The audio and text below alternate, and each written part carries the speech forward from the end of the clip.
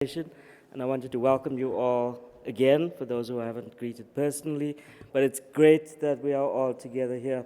This event is actually the culmination of a dream that someone had for many years. His name was Gerald, and he in fact was the founding figure of the Other Foundation. And so I wanted to remember him today as we gather. And we have this letter G, so that we could remember that he would have loved to have been present here with us, but he unfortunately passed away last year from cancer. So I'm going to leave this G here so that Gerald is with us. And let's remember him throughout this event, yeah? We have some very special people for the Other Foundation here as well. And that's some of our trustees. So I want to introduce them to you. And let's start at the back. I think I saw, oh, there she is. Our co-chair, Bella Matambanatso from Zimbabwe. There's Bella at the back there. You'll meet our other co-chair, Kanti Pai, who will be with us later today. In the front, Patricia Watson from South Africa.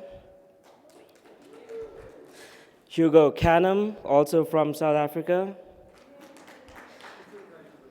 Eastern Cape, this far-flung Eastern Cape. Miguel de Brito from Mozambique. Where is, Alice Mohwe at the back from Botswana. And Sean Samuels, I don't think Sean is here yet, but he will be here later today. So those are the trustees of the foundation, and I'm sure you've met most of the team already. So the Other Foundation really wants to be and was created as a community foundation. And what we are doing here today is convening the community, the activists, the leaders, the thinkers, those who are shaping our community. So your participation here, as you did yesterday, and hopefully as you're going to do for the rest of the time together, this is your forum. You should feel at home. The foundation is a home for all of you, and it's wonderful to see that everyone who is here nobody was invited. Nobody was invited. Everyone applied and said, I want to be here. Yeah, so I think this is unique because it means that we all chose to want to be here. The second thing is that not only did people choose to be here, an overwhelming number of the participants wanted to be volunteers and co-facilitators and helping with the media stuff and panelists and resource people. So everyone, almost everyone here, is playing some role or another other than simply being a participant. And that is what being a community is all about. And that's the kind of culture, character, identity that we want to develop for the foundation. So I want to acknowledge that and affirm it because I think that's a very promising sign for the future, for our future collectively in the region. The concluding point of the last session was really that we, while having an eye on government and law and litigation and all those big things and global processes, we also need to be focusing at home on our societies and creating real and lasting social change. Change in social attitudes, working with social formations of different kinds. Those institutions that shape our as societies, our thinking, our attitudes, our practices. So that's really what this convening is about, is to unpack what that means for us based on what people have been doing, based on what some new initiatives are showing can be done, and new opportunities that come up for the future. So in this session, we wanted to frame some of that to get the kind of the big picture of how this all fits together, and that's what we'll be doing. But before that, I wanted to call on Shakesha Mokhosi, who's our public engagement manager, to say a few notices or announcements about the venue. Shakes.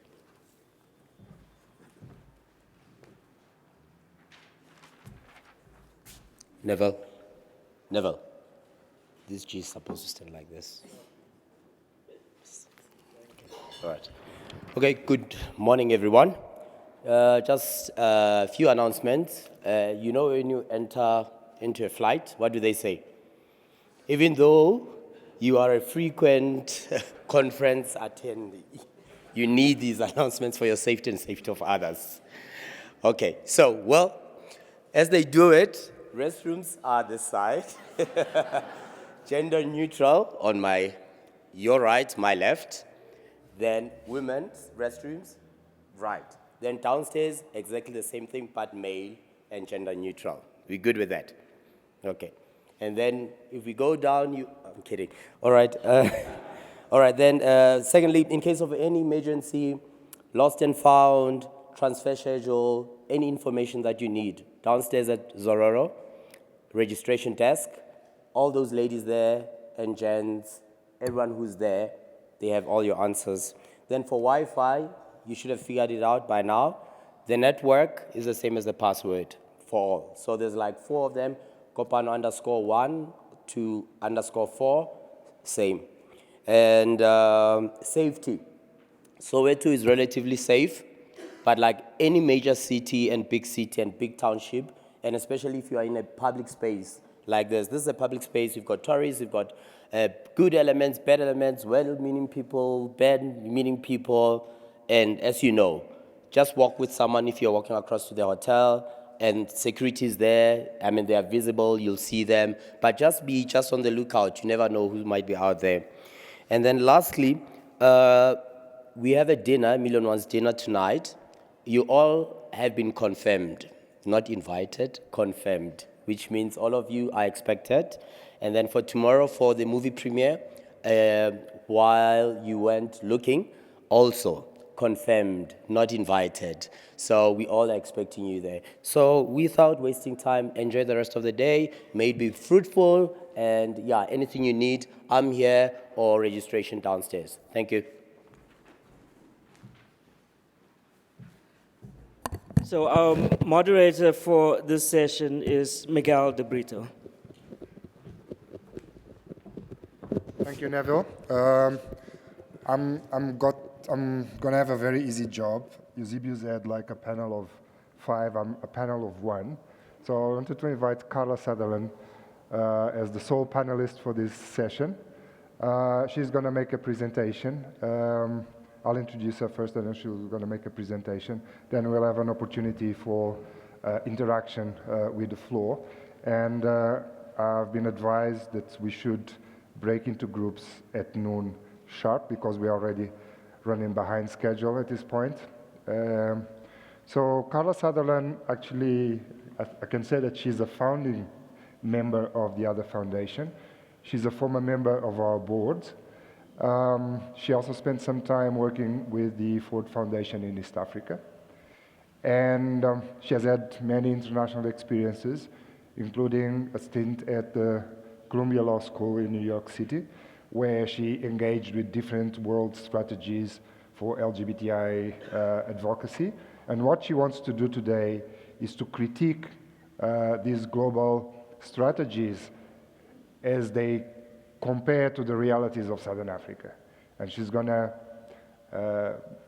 put forward a perspective on how LGBTI organizations and activists and communities in Southern Africa should actually conduct their advocacy strategies to reach the goals that they want to reach. So without much further ado, Carla, the floor is yours. Thank you. You know, when we were planning this, oh gosh, Gerald making his appearance known. I'm the kind of person who feels much more comfortable with flip charts and a little pencil. So I'm a little intimidated by all the kind of new technology. I had sort of hoped that I might feel like Madonna, but actually I don't. I feel like a very poor substitute like Hillary Clinton. Some of you may be wondering why I'm running for president. But I'm very pleased to be able to be part of this. And well, the bulk of the sessions after this, and it's always a slow way to start, to assure you that the center of the Kapano is everybody talking to one another, and then drag you into a plenary session all morning. But it really is the heart of it, and this is going to be one of the last moments where we try and lay some common groundwork so that people can really have a shared conversation across a range of different topics. So what I'm going to be doing is talking about what I think is the heart of the work that we're all doing, which is about trying to build shared values.